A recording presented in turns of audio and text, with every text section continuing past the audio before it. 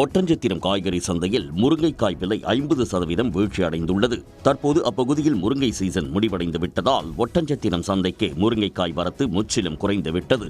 இதனால் தமிழ்நாடு மற்றும் கேரளாவின் முருங்கைக்காய் தேவையை பூர்த்தி செய்ய வெளிமாநிலங்களில் இருந்து முருங்கைக்காய் கொண்டு வரப்படுகிறது. கடந்த மாதம் வெளிமாநில முருங்கைக்காய் விலை கிலோ 350 ரூபாயாக உயர்ந்த நிலையில் தற்போது வரத்து அதிகரித்துள்ளதால் 180 ரூபாயாக குறைந்துள்ளதாக வியாபாரிகள் தெரிவித்தனர்.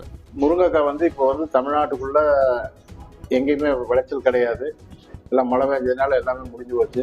இப்போ இங்கே தேவை பூர்த்தி பண்ணுறதுக்காக வேண்டி குஜராத், மகாராஷ்டிரா, சோலாப்பூர் அந்த அதர் ஸ்டேட்டில் தான் முருங்கைக்காய் நல்லா விளையுது. அங்கே அந்த முருங்கைக்காய் தான் இங்கே வருது. இப்போ அங்கேருந்து படிப்படியாக கூடுதலாக வர்றதுனால இங்கே இன்னைக்கு இது 200 ரூபா, 180 ரூபா இந்த ரேஞ்சு போயிருக்கு.